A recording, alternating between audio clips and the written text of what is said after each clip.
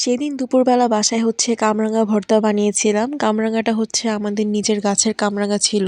আর আমাদের গাছে প্রচুর পরিমাণে কামরাঙা ধরে, তবে আমরা তেমন কামরাঙা খাই না, তাই কামরাঙাগুলো গাছেই নষ্ট হয়ে যায়। আমাদের কামরাঙা গাছে প্রচুর পরিমাণে টিয়া পাখি থাকে, তাই পাখিগুলোই বেশিরভাগ সময় কামরাঙাগুলো খায়। তো গাছ থেকে 4-5টা কামরাঙা পেড়ে নিয়েছিলাম, সেগুলোকে সুন্দর করে ধুয়ে একটু কেটে নিচ্ছি, মানে স্টার শেপে কেটে নিচ্ছি আর কি। আর কামরাঙার এই স্টার শেপটা আমার কাছে অনেক বেশি ভালো লাগে।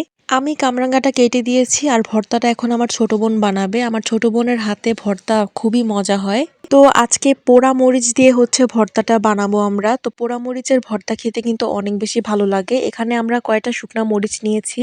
শুকনা মরিচগুলো কিন্তু আমরা পুড়ে নিয়েছি। তারপর আমরা নিয়ে নিয়েছি এখানে লবণ, আর লবণটা একটু বেশি দিচ্ছি কারণ ভর্তাতে লবণ পরে কম হয়ে যায়। সাথে পরিমাণ মতো অল্প একটু চিনিও কিন্তু দিয়ে দিয়েছি। ভর্তা একটু চিনি দিলে কিন্তু ভালো লাগে, তাই চিনিও একটু দিয়ে দিয়েছি। এখন আমার ছোট বোন এইটাকে সুন্দর করে হাত দিয়ে মেখে মেখে নিচ্ছে, একদম সুন্দর করে ডলে ডলে একদম মেখে নিয়েছে। তারপর এখানে দিয়ে দিচ্ছি সুন্দর করে কেটে রাখা কামরাঙ্গার পিসগুলো। এখন হাত দিয়ে সুন্দর করে সবকিছুকে মেখে নিবে। ভর্তা মজা হওয়ার একটা সুন্দর টিপস যত ভালোভাবে এটা হাত দিয়ে মাখা হবে, মানে একদম কুচলিয়ে কুচলিয়ে, ততই কিন্তু ভর্তাটা খেতে অনেক বেশি মজা হবে। তো কিছু কিছু মানুষ আছে যাদের হাতে ভর্তা অনেক বেশি মজা হয়। তো আমাদের বাড়িতে আমার ছোট বোনের হাতে ভর্তা অনেক বেশি ভালো লাগে, তাই কাটাকাটি গুলো আমি করে দিই, আর ভর্তাটা ও বানায়। তবে আমার মনে হচ্ছে এখানে একটু পাকা তেঁতুল অ্যাড করলে কিন্তু আরো বেশি মজা হতো ভর্তাটা।